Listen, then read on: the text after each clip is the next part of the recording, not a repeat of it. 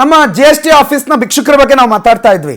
GST ಆಫೀಸಲ್ಲಿ ಏನೂ ಸರಿ ಇಲ್ಲ ಅಂತಂದ್ರೂ ನಿಮಗೆಲ್ಲ ಕೆಲಸ ಮಾಡಿಸ್ಕೊಡುವ ಸರ್ಕಾರದ ಅಧಿಕಾರಿಗಳು, ಸರ್ಕಾರವೇ ಇವ್ರಿಗೆ ಸಂಬಳ ಕೊಟ್ಟು ಉಳಿಸ್ಕೊಂಡಿದೆ ಅಥವಾ ಇವ್ರನ್ನ ಇರಿಸ್ಕೊಂಡಿದೆ ಕೆಲಸ ಮಾಡೋದಕ್ಕೆ. ಆದರೆ ಈ ಪಾಪಿಗಳು ಮಾಡ್ತಾ ಇರೋದು ಅವ್ರ ಹೊಟ್ಟೆ ತುಂಬಿಕೊಳ್ಳೋ ಕೆಲಸ, ಅವರ ಸಂಸಾರ ನಡೆಸೋ ಕೆಲಸ. 1-2 ರೂಪಾಯಿ, 3-4 ಸಾವಿರ ರೂಪಾಯಿ, 5-5 ಸಾವಿರ ರೂಪಾಯಿಗೆಲ್ಲ ನಡೆಯಲ್ಲ. ಇಲ್ಲೇನಿದ್ರು 8,000, 10,000, 13,000 ಕೆಲಸ. ಅದಲ್ಲದೆ ಮಾನ್ಯ ಸಾಹೇಬರು ಇನ್ನೂ ಸ್ವಲ್ಪ ಮಾತಾಡ್ತಾರೆ ಪೇಮೆಂಟ್ ಬಗ್ಗೆ ಮತ್ತು ಸ್ವಲ್ಪ ಅವ್ರು ತಗೊಳ್ಳುವಂತ ತೀರ್ಥದ ಬಗ್ಗೆ. ಏನೇನು ಹೇಳ್ತಾರೆ, ಏನೇನು ಡಿಸ್ಕಷನ್ ಆಗುತ್ತೆ, ಕರ್ಕೊಂಡು ಹೋಗ್ತೀವಲ್ಲ 8,000 ಕೊಟ್ಟು, ಆಮೇಲೆ ಏನಾಗುತ್ತೆ ನೋಡಿ. ಇವರು 3 ರೂಪಾಯಿ ತಗೋತಾರೆ ಅಷ್ಟೇ. ನಾನು 3 ರೂಪಾಯಿ ಒಳಗೆ ತಗೋತೀನಿ. ಅವೆಲ್ಲ ಕಳ್ಸ್ಕೋಬೇಡಿ. ಇವರು 3 ರೂಪಾಯಿ ತಗೋತಾರೆ.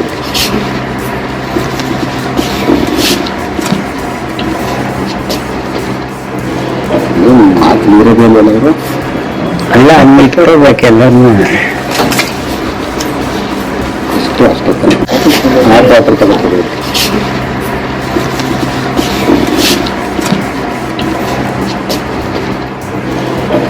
ಮಾತು ಇರೋದಿಲ್ಲ ಅವರು ಅಲ್ಲ, ಅಲ್ಲಿ ಇಟ್ಕೋಬೇಕೆಲ್ಲರೂ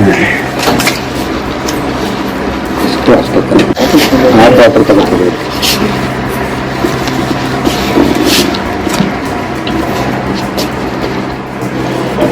ಮಾತು ಇರೋದಿಲ್ಲ ಅವರು ಅಲ್ಲ, ಅಲ್ಲಿ ಇಟ್ಕೋಬೇಕೆಲ್ಲರೂ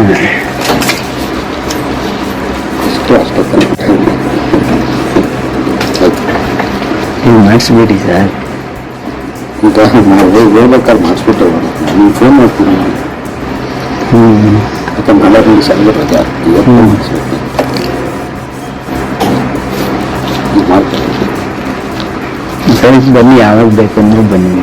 ಯಾವಾಗಲ್ಲ ನೀವು ಫೋನ್ ಮಾಡಿ, ಇವಾಗೇ ಬನ್ನಿ, ಕರ್ಕೊಂಡು ಹೋಗ್ತೀನಿ. ತಲೆ ಕೆಡಿಸ್ಕೊಳ್ತೀನಿ ಸರ್. ಹೇಳಿದ್ನಲ್ಲ ಎಷ್ಟು ಡ್ರೈವ್ ಮಾಡ್ತೀನಿ ಆ ಥರದಲ್ಲಿ ಇವತ್ತೇ ಮಾಡ್ತೀನಿ, ಆರ್ಟ್ಸ್ ಕಳಿಸ್ತೀನಿ. ಮಾಡಿ ಮತ್ತೆ ಅದೇ ಮಾಡಿಸಿ, ಅದೇನಿದೆ ಚಾರ್ಜ್ ಹೇಳಿ ನಾನು ಆಯ್ತು ತಕ್ಷಣ ಮಾಡ್ತೀನಿ ಸರ್. ನಾಳೆ ಒಳಗಡೆ ಕೆಲಸ ಆಗ್ತೀನಿ ಸರ್. ನಾಳೆನೇ ಅಂದ್ರೆ ಆಗೋದಿಲ್ಲ, ಒಂದು 2 ದಿನ ಆಗಲಿ, ಗುರುವಾರದಾಗ ಮಾಡಿಸ್ಕೊಡ್ತೀನಿ. ಸರಿ ಸರ್, ಹೇಳಿದ್ನಲ್ಲ ಎಷ್ಟು ಡ್ರೈವ್ ಮಾಡ್ತೀನಿ ಆ ಥರದಲ್ಲಿ ಇವತ್ತೇ ಮಾಡ್ಕೊಡ್ತೀನಿ, ಆರ್ಟ್ಸ್ ಕಳಿಸ್ತೀನಿ. ಮಾಡಿ ಮತ್ತೆ ಅದೇ ಮಾಡಿಸಿ, ಅದೇನಿದೆ ಚಾರ್ಜ್ ಹೇಳಿ ನಾನು ಆಯ್ತು ತಕ್ಷಣ ಮಾಡ್ತೀನಿ ಸರ್. ನಾಳೆ ಒಳಗಡೆ ಕೆಲಸ ಆಗ್ತೀನಿ ಸರ್. ನಾಳೆನೇ ಅಂದ್ರೆ ಆಗೋದಿಲ್ಲ, ಒಂದು 2 ದಿನ ಆಗಲಿ, ಗುರುವಾರದಾಗ ಮಾಡಿಸ್ಕೊಡ್ತೀನಿ. ಸರಿ ಸರ್, ಹೇಳಿದ್ನಲ್ಲ. ಹಣೆ ಬರಹವನ್ನ, ಈ ಅಧಿಕಾರಿಗಳ ಹಣೆ ಬರಹ ಹೇಗಿದೆ, ಏನ್ ಮಾಡ್ತಾರೆ ಅಂತ ನೀವು ನೋಡ್ತಾ ಇದ್ದೀರಿ. GST ಅಧಿಕಾರಿಗಳ್ರಿ, GST ಅಂತಂದ್ರೆ ನಾವು ಕಟ್ಟುವಂತ ಅಥವಾ ನಾವು ತಗೊಳ್ಳೋ ಒಂದು ಸಣ್ಣ ಬೆಂಕಿ ಪಟ್ಟಣದಲ್ಲೂ ಕೂಡ ನಾವು ಇಂಡೈರೆಕ್ಟ್ ಟ್ಯಾಕ್ಸ್ ಕಟ್ತೀವಿ. ನಾವು ಪ್ರತಿನಿತ್ಯ ತಗೊಳ್ಳುವಂತಹ ಈವನ್ ಮನೆಗೆ ಬೇಕಾಗುವ ಐಟಮ್ಗಳಿಗೂ ಕೂಡ ನಾವು ಇಂಡೈರೆಕ್ಟ್ ಟ್ಯಾಕ್ಸ್ಗಳನ್ನು ಕಟ್ತೀವಿ. ಇನ್ನು ಕೆಲವು ಐಟಮ್ಗಳಿಗೆ ಡೈರೆಕ್ಟ್ ಟ್ಯಾಕ್ಸ್ ಅನ್ನೇ ಕಟ್ತೀವಿ. ಫಾರ್ ಎಕ್ಸಾಂಪಲ್, ನಾವು ಯಾವುದೋ ಒಂದು ಮಾಲ್ಗೆ ಹೋದ್ರೆ ಅಥವಾ ಯಾವುದೋ ಒಂದು ಸೂಪರ್ ಮಾರ್ಕೆಟ್ಗೆ ಹೋದ್ರೆ ಅಲ್ಲಿ ತಗೊಂಡುವಂತ ಅಷ್ಟಕ್ಕೂ ಸ್ಟೇಟ್ GST ಅಂತ ಸಪ್ರೇಟು, ಸೆಂಟ್ರಲ್ GST ಅಂತ ಸಪ್ರೇಟು. ಅದೆಲ್ಲ ಬಿಟ್ಟು ಮನೆಗೇನಾದ್ರೂ ಊಟ ತರಬೇಕು ಅಂತಂದ್ರೂ ಆನ್ಲೈನಲ್ಲಿ ಅದಕ್ಕೊಂದು GST. ಎಲ್ಲ GSTಗೆ GST ಸರ್ಟಿಫಿಕೇಟು ಅಂತ ಇರುತ್ತೆ.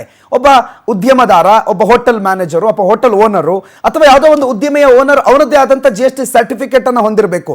ಅವನಿಗೆ ಅದರಲ್ಲಿ ಒಂದಿಷ್ಟು ದುಡ್ಡು ವಾಪಸ್ ಬರುತ್ತೆ ವರ್ಷದ ಅಂತ್ಯಕ್ಕೆ. ಆ ಫೆಸಿಲಿಟಿಗೋಸ್ಕರ ಆತ GST ಸರ್ಟಿಫಿಕೇಟ್ ಮಾಡಿಸ್ಕೊಳ್ಳೇಬೇಕು. ಆದರೆ GST ಸರ್ಟಿಫಿಕೇಟ್ ಮಾಡಿಸ್ಕೊಳ್ಳೋನಿಗೆ ಹಣೆ ಬರ ಹಿಂಗಿದೆ. ಪಾಪ ಅವನು 5,000 ಕೊಡಲೇಬೇಕು, ಇಲ್ಲದೇ ಇದ್ರೆ ಅವನು ಇಡೀ 1 ವರ್ಷದ ಉದ್ಯಮ ಹಾಳಾಗುತ್ತೆ. ಅಥವಾ ಆತ ಕನಸು ಕಟ್ಕೊಂಡು ಅದ್ರ ಮೇಲೆ ಇನ್ವೆಸ್ಟ್ ಮಾಡಿದ್ರೆ ಆ ಇನ್ವೆಸ್ಟ್ಮೆಂಟ್ ವೇಸ್ಟ್ ಆಗುತ್ತೆ. ಅಯ್ಯೋ, ಲಕ್ಷ ಅವನಿಗೊಂದು 5,000 ಅಂತ ಕೊಟ್ಟು ಬಿಡೋಣ ಅಂತ ಹೇಳಿ ಆ ಮನಸ್ಥಿತಿನಲ್ಲಿ ಕೊಟ್ಟು ಬಿಡಲೇಬೇಕಾದಂಥ ಪರಿಸ್ಥಿತಿ ಬಂದು ಒದಗುತ್ತೆ. ಆದರೆ ಈ ಅಧಿಕಾರಿಗಳು ಪರಿಸ್ಥಿತಿಯ ಸದುಪಯೋಗವನ್ನು ಪಡಿಸ್ಕೊಳ್ಳೋದು ಅಲ್ಲ, ದುರುಪಯೋಗ ಪಡಿಸ್ಕೊಳ್ಳೋದು. 2 ಲಕ್ಷ ಇನ್ವೆಸ್ಟ್ಮೆಂಟೇ ಮಾಡಿದಾನಂತ ಇನ್ನೊಂದು 5,000 ಕೊಡೋಕ್ಕಾಗಲ್ವ ಅವನಿಗೆ? ಕೊಡ್ತಾನೆ, ನೀವು ಇಟ್ಕೊಳ್ಳಿ, ಕೊಟ್ಟೆ ಕೊಡ್ತಾನೆ, ಎಲ್ಲಿ ಹೋಗ್ತಾನೆ ಅಂತ ಇವ್ರಿಗೆ ಮತ್ತೆ ಮೇಲಧಿಕಾರಿಗಳು ಕೆಲವು ಅವ್ರಿಗೆ ಕೊಡಬೇಕು, ಹುಡುಗರಿಗೆ ಕೊಡಬೇಕು, ಇವ್ರಿಗೆ ಕೊಡಬೇಕು. ಏನ್ರಿ ವ್ಯವಸ್ಥೆ? ಯಾವ ವ್ಯವಸ್ಥೆಯಲ್ಲಿ ನಾವಿದ್ದೀವಿ? ಏನು ಕರ್ನಾಟಕನ ಇದು ಅಥವಾ ಬೇರೆ ಯಾವುದೋ ದೇಶನ? ನಾವು ಸಂವಿಧಾನ ಅಂತ ಹೇಳ್ತೀವಿ. ಬೇರೆ ಬೇರೆ ಪಕ್ಷದವರು ಸಂವಿಧಾನದ ಪ್ರತಿಯನ್ನು ಕೈಯಲ್ಲಿ ಇಟ್ಕೊಂಡು ಓಡಾಡ್ತಾರೆ. ಯಾರೇ ಅಧಿಕಾರಕ್ಕೆ ಬಂದ್ರು, BJP ಬರಲಿ, ಕಾಂಗ್ರೆಸ್ ಬರಲಿ, JDS ಬರಲಿ, ಹಣೆ ಬರಹ ಹೀಗೆ ಇದೆಯಲ್ಲ. ಇದು ನಮ್ಮ ಅಧಿಕಾರಿಗಳ ಹಣೆ ಬರಹ. ಇದು ಇವ್ರನ್ನೆಲ್ಲ ಅಧಿಕಾರಿಗಳಂತ ಕರೆಯಲ್ಲ, ನಾವು ಇವ್ರನ್ನೆಲ್ಲ ಭಿಕ್ಷಕರು ಅಂತ ಕರಿತೀವಿ. ಈ ಬಗ್ಗೆ ಮಾಹಿತಿ ಕೊಡ್ತಾ ನಮ್ಮ ಪ್ರತಿನಿಧಿ ವೆಂಕಟೇಶ್ ನೇರ ಸಂಪರ್ಕದಲ್ಲಿ ಜಾಯ್ನ್ ಆಗಿದ್ದಾರೆ. ವೆಂಕಟೇಶ್, ನಾನು ಆಗ್ಲೇ ಹೇಳ್ತಾ ಇದ್ದೆ, ದೇವಸ್ಥಾನದ ಮುಂದೆ ಮೆಟ್ಲಲ್ಲಿ ಕೂತಿರ್ತಾರಲ್ಲ ಭಿಕ್ಷುಕರು, ಅವ್ರಿಗಿಂತ ಕಡೆ ಭಿಕ್ಷುಕರಾದ್ರೂ ಕೊಟ್ಟಷ್ಟು ತಗೋತಾರೆ. ಇವರು ಇಷ್ಟೇ ಕೊಡಬೇಕು ಅಷ್ಟೇ ಕೊಡಬೇಕು, ಅದು ಎಲ್ಲ ಸರಿ ಇದ್ದು ಡಾಕ್ಯುಮೆಂಟ್ಗಳು ಸರಿ ಇದ್ದು ಏನು ಹಣೆ ಬರಹ ವೆಂಕಟೇಶ್ ನಮ್ದು? ಅಣತ್ ನಿಜ ನೀವು ಹೇಳ್ತಿರೋದು. ಯಾಕಂತ ಹೇಳಿದ್ರೆ ದೇವಸ್ಥಾನದ ಮುಂದೆ ಕೂತ್ಕೊಂಡು ಭಿಕ್ಷೆ ಬೇಡುವಂತವರಿಗೆ ಅವ್ರಿಗೆ ದೈಹಿಕವಾಗಿ ಸಾಮರ್ಥ್ಯ ಇರೋದಿಲ್ಲ ದುಡಿಯೋದಕ್ಕೆ, ಮತ್ತೆ ಅವ್ರ ಮನೆಯವರು ಕೂಡ ಅವ್ರನ್ನ ಸರಿಯಾಗಿ ಪೋಷಣೆ ಮಾಡೋದಿರಲಿಲ್ಲ, ನೋಡ್ಕೊಂಡಿರಲಿಲ್ಲ.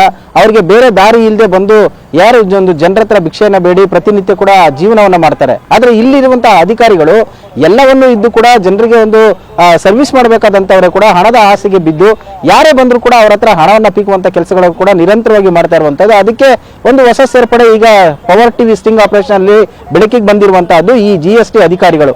ಜಯನಗರದಲ್ಲಿರುವಂತಹ ಈ GST ಅಧಿಕಾರಿಗಳ ಒಂದು ಕರ್ಮಕಾಂಡವನ್ನು ನೋಡೋದಾದ್ರೆ ನಿಜಕ್ಕೂ ಒಂಥರ ಬೇಸರ ಅನ್ಸುತ್ತೆ, ಮತ್ತೆ ಅಸಹ್ಯ ಕೂಡ ಆಗುತ್ತೆ. ಯಾಕಂತ ಹೇಳಿದ್ರೆ ಯಾವುದೋ ಒಂದು ಸರ್ವಿಸ್ ಗುಡ್ಸ್ ಟ್ಯಾಕ್ಸ್ ಏನಿರುತ್ತೆ ಅದಕ್ಕೆ ಸಂಬಂಧಪಟ್ಟಂತೆ ಒಂದು ಹೋಟೆಲ್ ಆಗಿರ್ಬೋದು, ಯಾವುದೋ ಒಂದು ಉದ್ಯಮ ಆಗಿರ್ಬೋದು, ಅದಕ್ಕೆ ಪೇ ಮಾಡದಂತ ಸಂದರ್ಭದಲ್ಲಿ ಗ್ರಾಹಕರಿಂದ ಪಡೆದುಕೊಂಡಂತ ಗ್ರಾಹಕರಿಗೆ ಕೊಟ್ಟಂತ ವಸ್ತುಗಳಿಗೆ ಅವರಿಗೆ ವಾಪಸ್ ಹಣ ಬರುತ್ತೆ. ಅದು ವರ್ಷಾಂತ್ಯದಲ್ಲಿ ಹೇಳಿದಂಗೆ ಹಣ ಕೂಡ ವಾಪಸ್ ಬರುತ್ತೆ, ಅವರ ಉದ್ಯಮ ಲಾಸ್ ಆಗಲ್ಲ, ಆ ಸಂದರ್ಭಕ್ಕೆ ಏನೋ ಒಂದು ಅನುಕೂಲ ಆಗ್ಬಹುದು ಅಂತ ಹೇಳಿ. ಆದ್ರೆ ಅದನ್ನ ಮಾಡಿಕೊಳ್ಳೋದಕ್ಕೆ ಹಣವನ್ನ ಪಡೆದುಕೊಳ್ಬೇಕು, ಮತ್ತೆ ಈ ಕಂಪನಿಗೆ ಒಂದು GST ಸರ್ಟಿಫಿಕೇಟ್ ಅನ್ನ ಮಾಡಿಸ್ಬೇಕಂತ ಹೇಳಿದ್ರೆ ಸರ್ ಇವರಿಗೆ ಲಂಚವನ್ನ ಕೊಡಬೇಕು. ಒಂದ್ ವೇಳೆ ಲಂಚವನ್ನ ಕೊಡದೇ ಇದ್ರೆ ಇವರು ಸರ್ಟಿಫಿಕೇಟ್ ಗಳನ್ನು ಮಾಡ್ಕೊಡಲ್ಲ.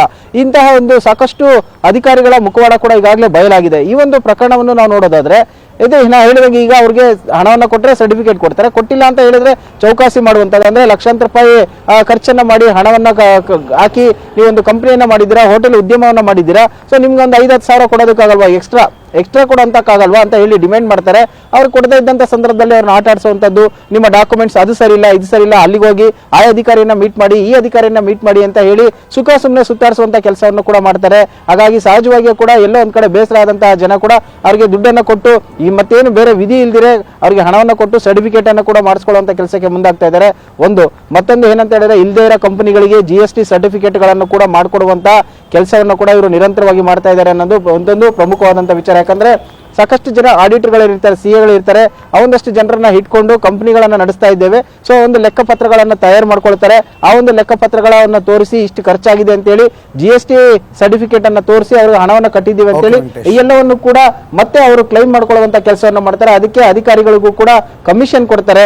ಇದನ್ನೆಲ್ಲ ಮಾಡ್ಕೊಡೋದಕ್ಕೂ ಕೂಡ ಸಾಕಷ್ಟು ಜನ ಏಜೆಂಟ್ಗಳು ಇರುವಂತದ್ದು ಕೂಡ ನಾವು ನೋಡಬಹುದಾಗಿರುವಂತದ್ದು. Pranath, right, thank you Venkatesh ಮಾಹಿತಿಗೆ. ಬಟ್ ಪರಿಸ್ಥಿತಿ ಹೀಗಿದೆ. ಪ್ರಮೋದ್ ಕುಮಾರ್ ಅಗರ್ವಾಲ್ ಕರ್ನಾಟಕದ ಸ್ಟೇಟ್ GST ಕಮಿಷನ್ನ ಚೀಫ್ ಕಮಿಷನರ್, IRS ಮಾಡಿದಿರಿ, ಇಂಡಿಯನ್ ರೆವಿನ್ಯೂ ಸರ್ವಿಸ್ ಮಾಡಿದಿರಿ. ನಿಮ್ಮ ಅಧಿಕಾರಿಗಳು, ನಿಮ್ಮ ಇನ್ಸ್ಪೆಕ್ಟರು ಹೇಗೆ ಮಾತಾಡ್ತಾರೆ ಗೊತ್ತಾ, ಹೇಗೆ ದುಡ್ಡನ್ನ ಡಿಮ್ಯಾಂಡ್ ಮಾಡ್ತಾರೆ ಗೊತ್ತಾ? ನಿಮ್ಮ ಇನ್ಸ್ಪೆಕ್ಟರ್ ಮತ್ತು ನಿಮ್ಮ ಅಸಿಸ್ಟೆಂಟ್ ಕಮಿಷನರ್ ಅವ್ರ ಹಣೆ ಬರಹ ಇನ್ನೊಂದ್ಸಲ ನೋಡಿ ನೀವು. ಪೇಮೆಂಟ್ ಗೇಟ್ವೇ ಇಲ್ಲ ಅಂತಂದ್ರೆ ನಮಗೆ ಆಗಲ್ಲ, ಆನ್ಲೈನಲ್ಲೇ ಪೇಮೆಂಟ್ ಮಾಡಬೇಕಾಗುತ್ತೆ. ಅದಕ್ಕೆ ಏನು ಮಾಡೋದು ಸರ್ ಇವಾಗ? ಮಾತಾಡ್ತೀನಿ.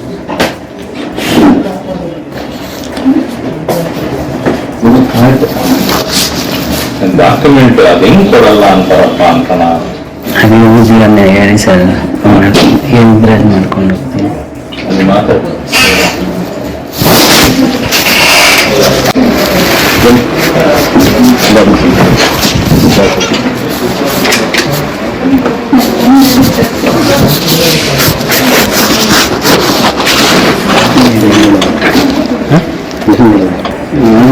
ಮಾತಾಡಿ ನನ್ನ ಧರ್ಮಸ್ವಂತಕ್ಕೆ ಯಾಕೆ ಕೊಡ್ತಾರೆ? ನನ್ನ ಧರ್ಮಸ್ವಂತಕ್ಕೆ ಅಂದ್ರೆ ಏನಂತದೆ ಇರೋದು ಬಿಟ್ಟರೆ ಮಾಡಿಸ್ಬಿಟ್ಟು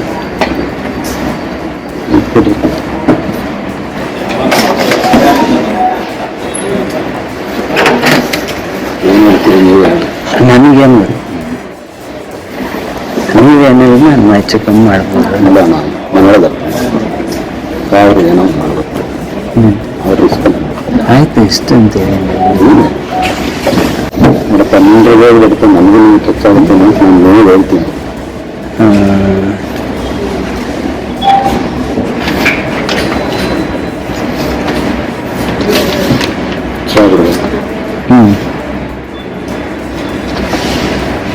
ಇಷ್ಟೆಲ್ಲ ಪ್ರಾಬ್ಲಮ್ ಇದ್ರೆ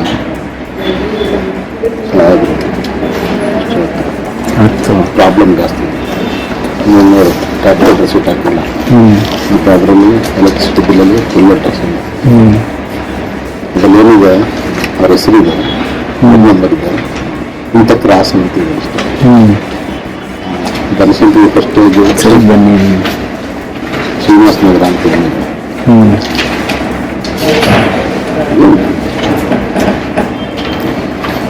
ಆಯ್ತು ಹೇಳ್ತೀನಿ ನಡೀರಿ ನಡಿ. ಇದೆ ಇಲ್ಲೇನಾ?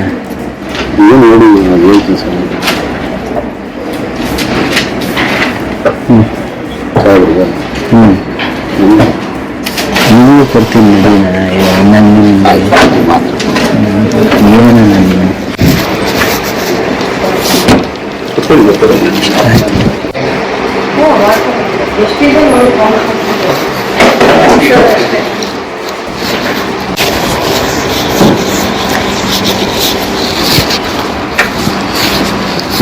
ಗೊತ್ತಲ್ಲ ಅವರು ಭಾಳ ರಿಸ್ಕ್ ಇದೆ. ನನಗೆ ಆವತ್ತು ಏನಾದ್ರು ಸರ್ ಹೇಳ್ತೀನಿ.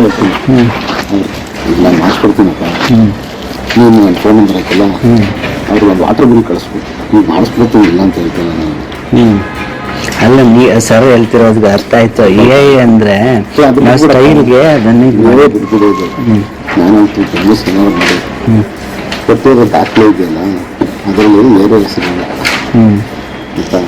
ಹಂಗಾಗಿ ನಾವು ಸ್ವಲ್ಪ 10 ತಿಂಗಳು ನಿಮ್ಮನೇವ್ರು ಒಂದು ಡಾಕ್ಯುಮೆಂಟ್ ಇದ್ರೆ ನೀವು ತರಿಸ್ಕೊಳ್ಳಿ ಮತ್ತೆ ಎಲ್ಲಿ ಹಾಕೊಳ್ಳೋದು ಅಂತ ಹೇಳಿದ್ರು. ಈಗ ಕೊಡಿಸ್ತೀನಿ, ನಿಮ್ಮ ಫೋನ್ ನಂಬರ್ ನಂತರ ಇದೆ, ನಾನು ನೀವೇ ಫೋನ್ ಮಾಡಿ ನಾಳೆನ ಮಾಡಿದ್ದು ಅವ್ರಿಗೆ ಒಂದು ವಾಟರ್ ಬಿಲ್ ಇಸ್ಕೊಂಡು ಹಾಕ್ತೀನಿ. ಅಲ್ವಾ ಇವತ್ತು ನೀವು ಮಾಡಿಸ್ಕೊಡ್ತೀನಿ. ಎಲ್ಲೋ ಅಲ್ಲಿ ಇಲ್ಲಿ ಇಲ್ಲ ಇದೆ ನಮ್ಗೆ ಕೊಡ್ತಾರೆ, ನಮ್ಗೆ ತರಬೇಕು, ನಮ್ಗೆ ತರಕೊಟ್ಟಿದ್ದೀವಿ. ಅದೇ ಆ ಕಡೆ ಹೋಗಿ ಕೊಡ್ತೀನಿ ಸುಮ್ಮನೆ. ಕೊಡ್ತಿರ್ಲಿಲ್ಲ.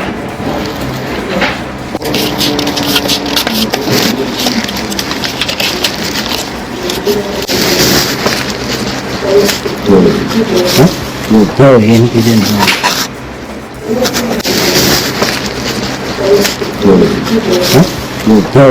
ಏನಿದೆ